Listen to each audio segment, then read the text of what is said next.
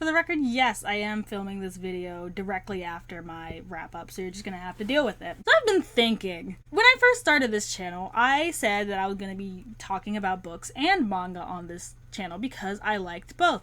But I've mainly been focusing on books for the past couple months, well, the past month since I've started this channel, month and some change I should say, and I've been really neglecting my other passion, which is manga. And I think that's a shame, so we're gonna remedy that situation now. Hello and welcome back to my channel. My name is October and this is Nerd Boy Reads, a channel in which I talk about books and manga, despite the fact that I've been neglecting talking about manga for a long time. So I've decided that a simple way to remedy this situation is to just talk about some of my favorite manga.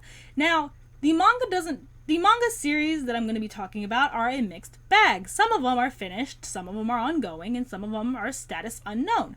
And I'm just going to be talking about them because I haven't talked about manga and I really need to do that. We're going to start off this video by talking about the series that I'm kind of currently hyperfixed on, and that is Dr. Stone. The story of Dr. Stone follows the main character Senku after he gets turned to stone and wakes up 3,500 years into the future.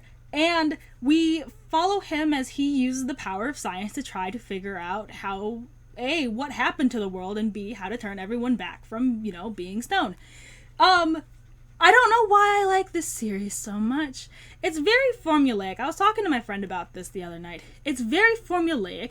There's not much in terms of character growth, which is really big for me because, I am an eccentric for character development and character creation and all that good stuff. And there's not much in here. The characters are relatively static. The plot is pretty predictable at some points, at least in the beginning it is. And I think that's where the main source of my issues come from, the beginning of the story. Because, it's pretty, patternistic, if that's a word. It follows patterns. Something happens, X thing happens after that, and then we're at Y. But then it doesn't. So I think that's where my love for it comes from. In the beginning, it is very patternistic, and the characters are pretty stagnant, and yada yada yada. But then as the story progresses, things stop happening the way I expect them to happen. There are characters that are introduced that just kind of throw wrenches into everything you think you know about this series, and that's what makes it fun to read. That's the main reason why I love this series. It's very fun to read.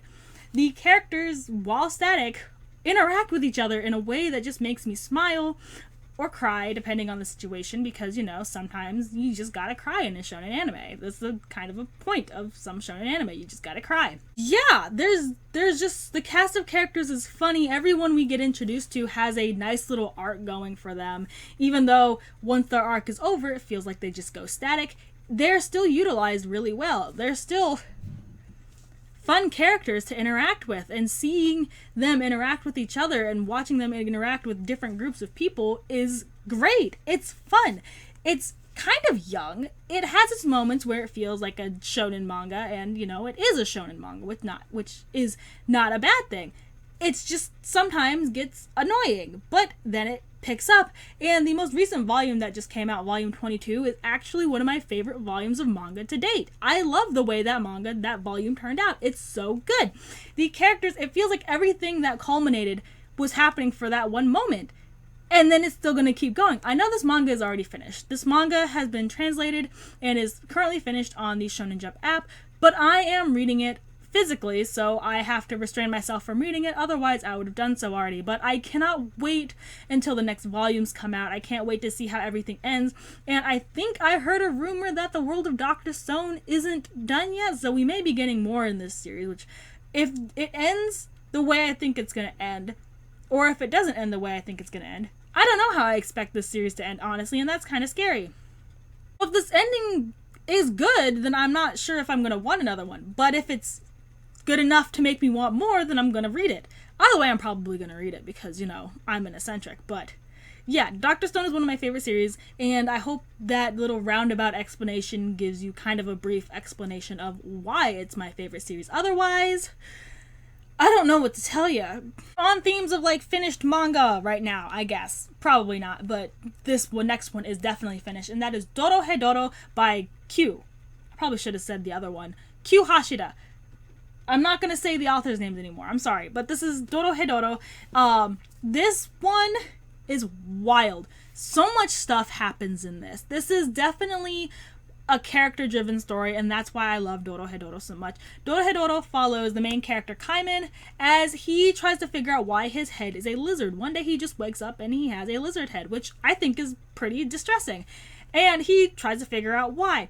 But the world he inhabits is dangerous and wild, and there are magicians who use people as experiments, so he thinks that that's what happens. So now he goes around chomping on everyone's head to try to figure out if he did it, if they are the one that turned him into a lizard, which makes sense because there's a person in the back of his throat who tells him whether or not the person he's chomping is, you know, the one who turned his head into a lizard. And it's not a spoiler, because it happens on the first page. The first part, the first page, is literally him chomping on someone's head, trying to figure out if he turned him into a lizard. So that's not a spoiler. The cast of characters in here is large and diverse and fun. I love each and every character that gets named in this series. They each have an arc that is satisfying, and its conclusion is very good. Anything I say could be a spoiler, I think, because so much happens in this, and I can just go on and on about it. I can follow one character and be talking about them for an hour, because that's just what happens in this series. There is magic, there is murder, there is violence. It's a lot of violence. There are titties, so beware of that if that affects you in any way. The name Dojodoro actually translates into something like grudge sludge, mud sludge, or whatever. It's dirty, it's grimy, and it's very reflective in the art style of this series, which does get better, because like any series, any long-running manga series, the art in the beginning is kind of rough, but then by the time you get to the end, you can see that the progression of the art style, and it's just really good. The art style is fantastic, the progression of the story is fantastic, all the mysteries, and that's not even a spoiler, because one mystery leads to another mystery leads to another mystery, and there's just so many twists and turns.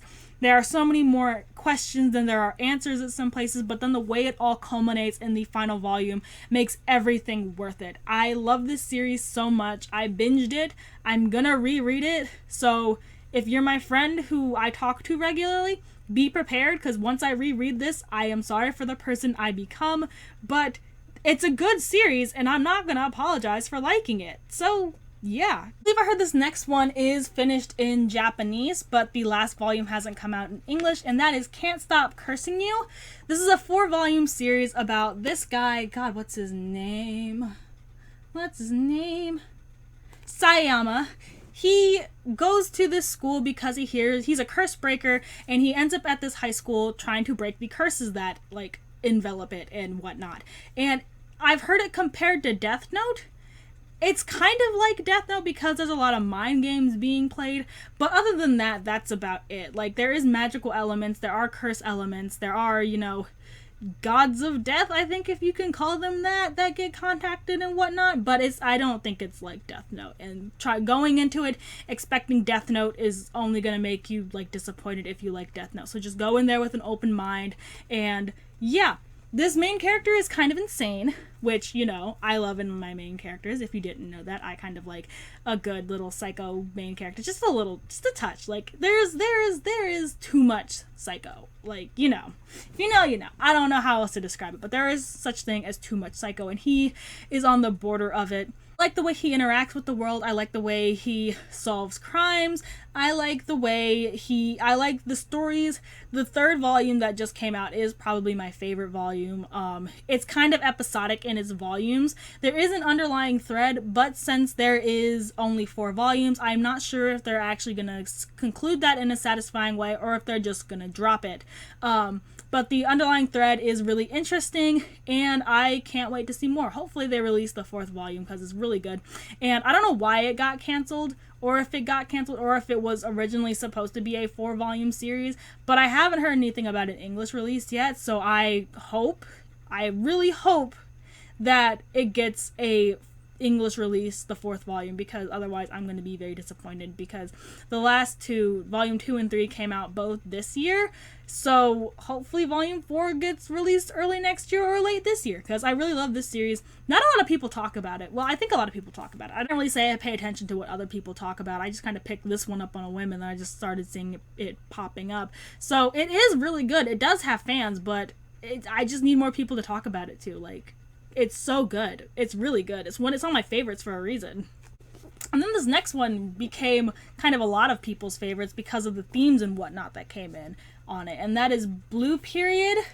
And I love this series. This series made me cry. Like, I actually ugly cry sometimes because of this series. It's about Yamaguchi. He is kind of a delinquent, kind of a straight A student, and he doesn't have any passion in life. And then one day he stumbles across his senpai's art, and it inspires him to want to become an artist. So he drops everything and becomes an artist.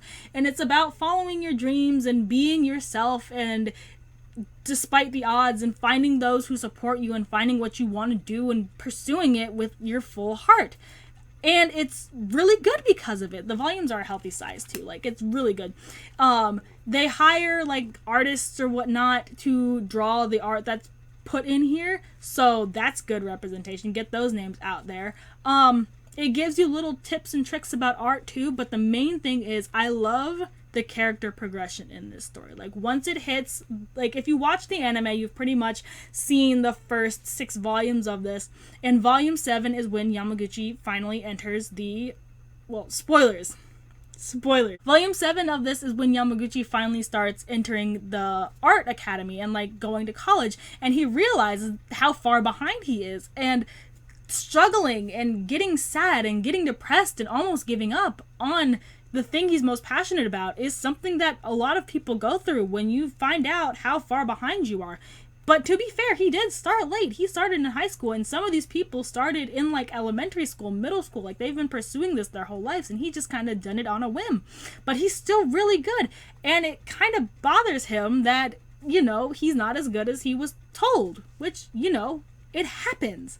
It's really good. It's really sad. It's sometimes sad. Like, there are LGBTQ representation in here, and that's done really well, and it's really sad too. Like, that whole storyline, I hope it gets continued, because spoilers, we don't really see a lot of the LGBT character in here. It's not because of like discrimination or whatnot. It's just they went on different paths, so trying to figure out where their lives are going to intersect again and where they are going to be when they do intersect is kind of something I'm looking forward to seeing. So I can't wait to get the next volume of this. I can't wait to see where all this is going. I can't wait to see Yamaguchi progress. His name is Yatora. I think I've been saying his name wrong this whole time. His name is Yatora Yaguchi. So, yeah, he's my boy. He is my best boy. I love him so much. I love this series. Another dumpster fire of a best boy. We have Life Lessons with Uramichi Oni-san. This series, there's only 3 of them, but they combine, they're like 2 for volumes. So, like, I have 6 volumes of this, and I've seen the anime, and I can obviously say it's so relatable. It's such a good series. The Life Lessons with Uramichi Oni-san is about Uramichi Omota. Yeah, his name is Uramichi. He is 31 years old, he is a kids show host, and he kind of hates his life. He struggles, he is depressed, he thinks he's stuck in life, he believes he's in a rut, and it's so relatable because a lot of people at that age feel like they're in a rut. I'm almost that age, and I feel like I'm in a rut, and I'm sad about it, and seeing him trying to still give hope in life and joy to these children that he works with is beautiful, and it's funny, and it's relatable, and it makes me sad. It gives me something of an existential crisis every time I read this show, because it does hit hard on like the where are we supposed to be in life, where are we going, what is it all for aspects of it, but it does it in a humorous way that kind of makes you want to laugh as you cry. So like, it's really good. So I'm not even going to begin to act like how long it's been since I recorded that last clip, but just know that I took a break between recording.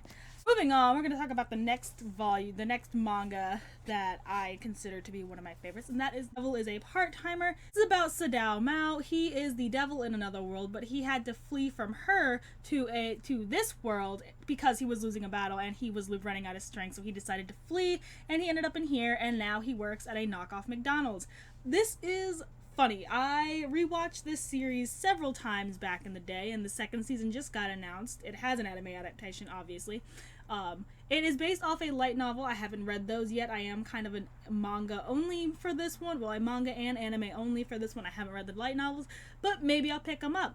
I really enjoy the comedy in this. This is definitely a character-driven story more than anything, and it's funny. The character dynamics are fun. The characters themselves are great. Everyone is unique. Everyone has their own flaws and personal little growth journeys that they need to go through, and it's just really good. These most recent 2 or 3 volumes, I think it's like 17, 18, and 19, haven't been published physically. Like, they haven't been released. I haven't seen them in the bookstore, and I'm wondering why. I have no idea why that is, but as soon as I find them, I'm going to pick them up if I don't buy them off of Right Stuff first.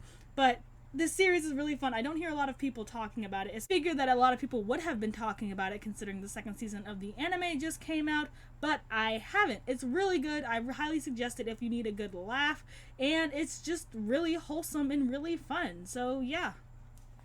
The kind of wholesome one we have is Noragami. This is about Yato. He is a minor god who's trying to make a big name for himself by doing small tasks for humans for like pennies, and it's really good. That's just like the first few volumes. In the first volume, he meets this girl called Hiyori, and she basically sacrifices herself to make sure he's safe. She's the only one who can see him, and she gets hit by a bus and pretty much gets isekai'd just a little bit. Her soul now leaves her body, and it's up to Yato to try to figure out how to tether her body back to her soul before she dies or gets hurt or something like that. This is a definite found family manga. If you like that stuff, pick it up. It has if you like godly stories where gods are kind of human-ish, read this. If you like fighting manga, if you like battle shonen manga with a lot of heart to it, that's what this is. The art style is really cool. I don't know.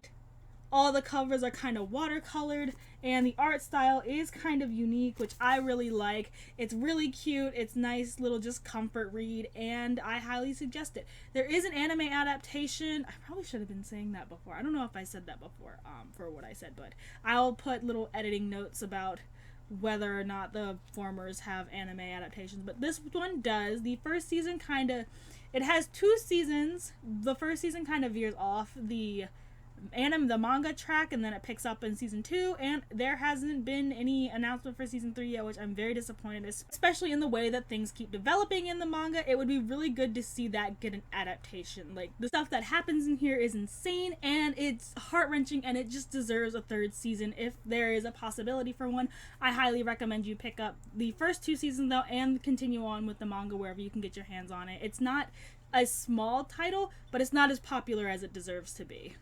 Another one that's not as popular as it deserves to be is Moriarty the Patriot.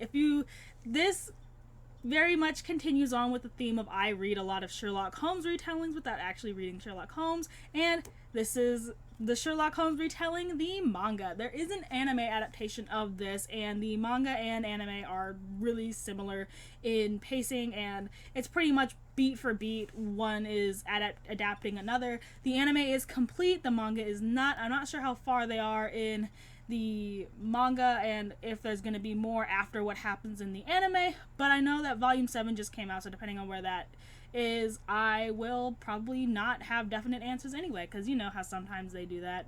About James Moriarty and his brothers, they are becoming crime lords, and they're trying to reset Europe and Britain and try to make everyone equal.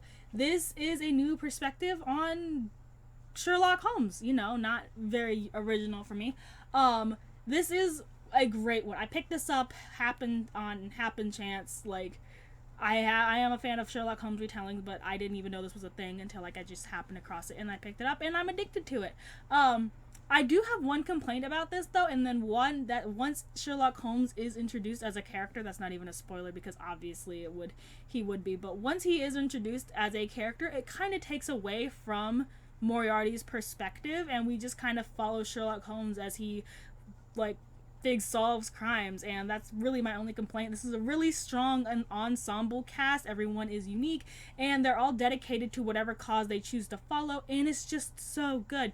If you don't want to read the manga, watch the anime. You can get all the play-by-play from that, but I do recommend picking up the manga because I just love the pacing in this. There is like a couple beats and stories and stuff that are left out of the anime unless they get like an OVA of their own, but I haven't checked it out yet. Deserves to be more popular, and I just don't understand why it's not. Everyone loves a good Sherlock Holmes retelling. It's not just me. There's a reason why he's been adapted all these times. So it's good. I promise. All these ones that I'm talking about are really good. They're just kind of low key, but some of them aren't. Like, whatever. This next one is not really low-key. There is an anime and a movie, and they kind of, again, are another beat-for-beat adaptation, and that is Goblin Slayer. Goblin Slayer is one of my favorite manga, period. Like, all the forms that I've read from now, like Goblin Slayer Year 1, and Goblin Slayer Daikatana, are all some of my favorite manga to pick up. I enjoy the character interaction. This is definitely a character-based story. It's kind of like like a it's literally like a Dungeons and Dragons thing, all rolled into like anime form. There's even like a how to play Goblin Slayer, which I think is pretty much just how to play D&D guide out now, which I think is really cool. This follows the titular Goblin Slayer as he makes friends and kills goblins for a living, and it's really fun. It's very violent. I do need to put a trigger warning on this one because in the first episode, however you choose to go into Goblin Slayer, there is graphic depictions of SA in it, but that's really the only thing that is in there. Everything else is implied or hinted at, but that's really what I need to worry about.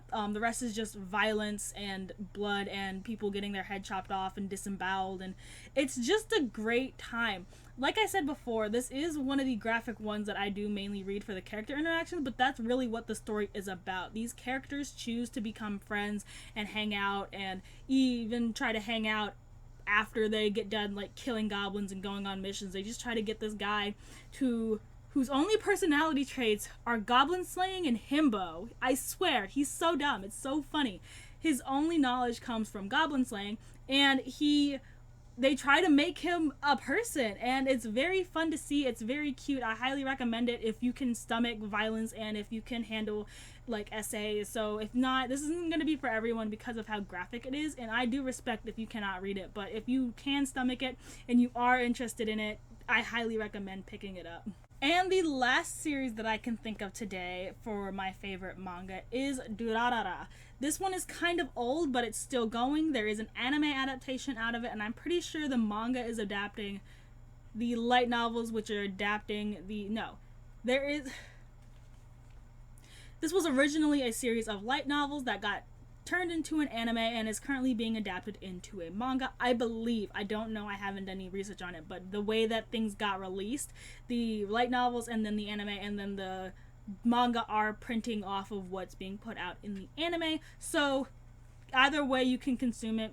I do recommend reading the light novels and the manga for this one because they do add a little bit of depth to the characters that aren't really added in the anime because it's a limited run and all that good stuff. How do we go about describing Durarara? Because anyone who's read this knows that it's a clusterfuck. Like, things just happen in here, and everything is a plot point. It's another one of those things where everything is a plot point. Every character that gets named has a purpose and they get fleshed out really well, and they have a good and satisfying arc, but that also makes it really hard to describe. So, I'm thinking how I'm going to describe it is Mikado Ryugami, this guy, this little boy, this lad right here, comes from the country to the city and sees that things are kind of fucked.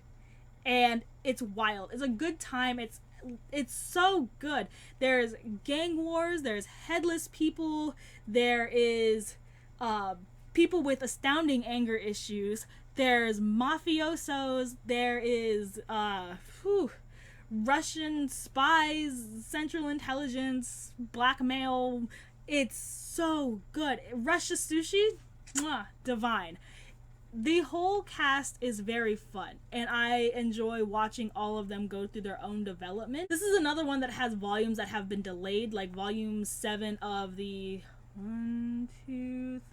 4th official arc. There are 4 little arcs that are broken up in Durarara, and the 7th one of the most recent arc has been delayed. It's supposed to have been released at the same time. I think a bunch of other things got released, but it still hasn't gotten out yet, and I'm very sad about it because the way that the latest volume just ended made me sad, and I need to know what happens next. But that's another one I'm probably gonna have to order off the internet alongside The Devil Is a Part-Timer. So yeah, this one you're gonna have to kind of pay attention to. Like, if you're one of those people who like watch anime and you have it on in the background, you might get a little bit lost, because I was trying to explain this to someone who dropped off of Durarara one time, and I confused her because I confused myself, because I couldn't figure out which plot line to follow, because they all connect. Like, they touch each other and then they pass and then they come back and they not, you know, threads. It's very good. I really enjoy this one. So yeah.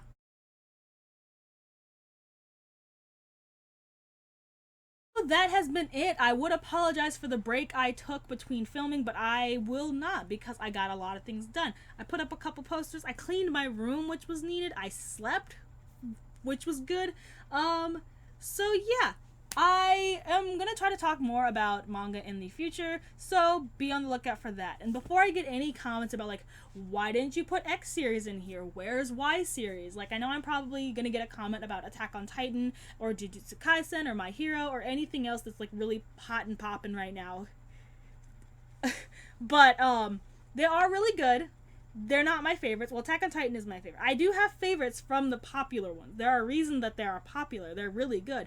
However, they're just not what I want to talk about right now. I do enjoy the popular manga. I'm not shitting on them.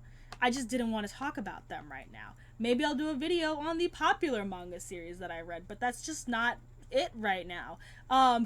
So yeah, not trying to get on a high horse or anything. I really do not. If you like popular ones only, that's fine. I just wanted to talk about more smaller ones to hopefully get them on your radar, and then hopefully maybe you'll pick them up and you'll like them too. Who knows? I hope you enjoyed the video. If you did, leave a like, leave a comment. What are your favorite manga? Are they popular series? Are they like quieter series? I would also love some recommendations. I know a couple more quieter series just got an adaptation. Like, I know Girl from the Other Side just got an adaptation, and I'm kind of probably looking forward to getting that. Maybe I'll even buy it in the deluxe editions. Who knows? I don't. If you disagree with any of my choices for favorite manga, I don't know what to tell you. This is my video, this is my channel, and I spend my money how I want to, because I am an adult. That's pretty much been it. Follow me on Instagram at NerdBoyReads. I'll leave it in the description. But other than that, I don't really have much else to say. Look for more manga content from me in the future. I am trying to get, like I said I was going to talk about manga on here, and then I did not, so I'm trying to make up for that. So in that case, this has been NerdBoyReads. I've been October, and I hope to see you next time. Bye!